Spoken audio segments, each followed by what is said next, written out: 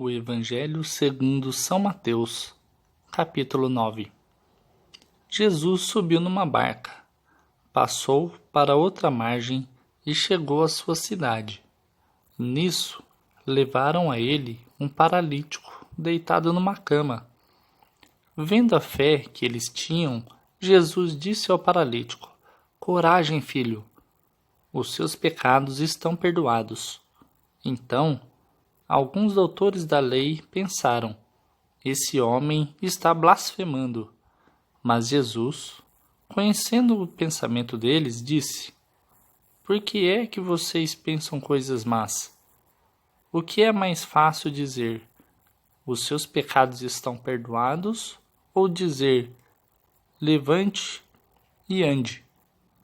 Pois bem, para que vocês saibam que o Filho do Homem tem poder na terra para perdoar pecados, então disse Jesus ao paralítico: levante-se, pegue a sua cama e vá para sua casa.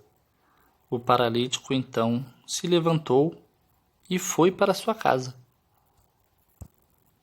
Vendo isso, a multidão ficou com medo e louvou a Deus por ter dado tal poder aos homens. Saindo dali, Jesus viu um homem chamado Mateus, sentado na coletoria de impostos. Ele disse: siga-me. Ele se levantou e seguiu a Jesus. Estando Jesus à mesa, em casa de Mateus, muitos cobradores de impostos e pecadores foram sentar-se à mesa com Jesus e seus discípulos.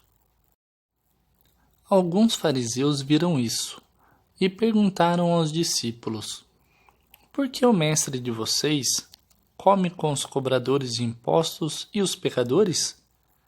Jesus ouviu a pergunta e respondeu: As pessoas que têm saúde não precisam de médico, mas só as que estão doentes. Aprendam, pois, o que significa: eu quero misericórdia e não o sacrifício, porque eu não vim para chamar os justos, e sim aos pecadores. Então os discípulos de João se aproximaram de Jesus e perguntaram: nós e os fariseus fazemos jejum. Por que os teus discípulos não fazem jejum? Jesus respondeu: vocês acham que os convidados de um casamento podem estar de luto enquanto o noivo está com eles? Mas chegarão dias em que o noivo será tirado do meio deles. Aí então eles vão jejuar. Ninguém põe remendo de pano novo em roupa velha, porque o remendo repuxa o pano e o rasgo fica ainda maior. Também não se põe vinho novo em barris velhos, senão os barris se arrebentam, o vinho se derrama e os barris se perdem.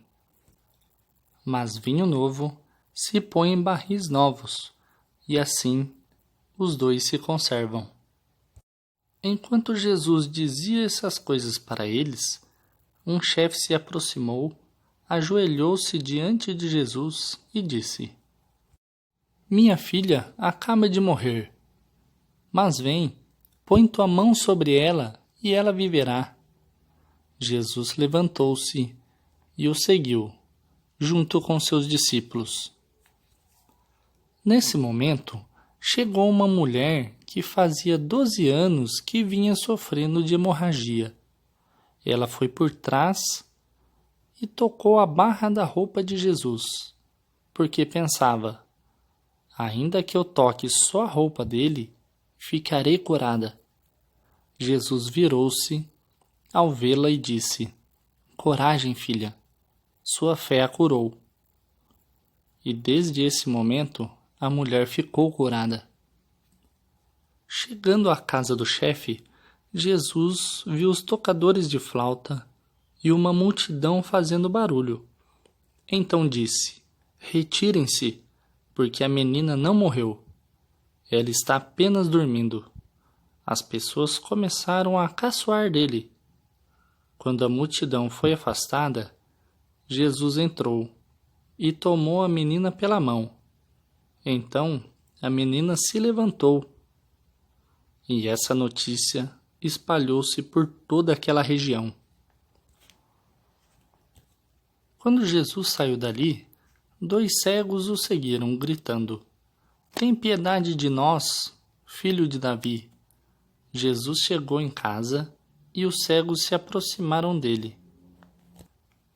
Então Jesus perguntou: "Vocês acreditam que eu posso fazer isso?" Eles responderam: "Sim, Senhor." Então Jesus tocou os olhos deles, dizendo: "Que aconteça conforme vocês acreditaram." E os olhos deles abriram. Então Jesus lhe ordenou: "Tomem cuidado para que ninguém fique sabendo." Mas eles saíram e espalharam a notícia por toda aquela região. Quando já tinha saído os 2 cegos, levaram a Jesus um mudo que estava possuído pelo demônio. Quando o demônio foi expulso, o mudo falou, e as multidões ficaram admiradas e diziam: "Nunca se viu uma coisa dessas em Israel." Mas os fariseus diziam: "É pelo príncipe dos demônios que ele expulsa os demônios." Jesus percorria as cidades dos povoados vizinhos, ensinando em suas sinagogas, pregando a boa notícia do reino e curando todo tipo de doença, enfermidade.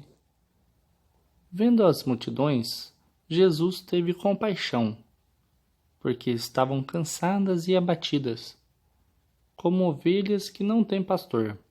Então Jesus disse a seus discípulos: "A colheita é grande, mas os trabalhadores são poucos. Por isso, peçam ao dono da colheita que mande trabalhadores para a colheita."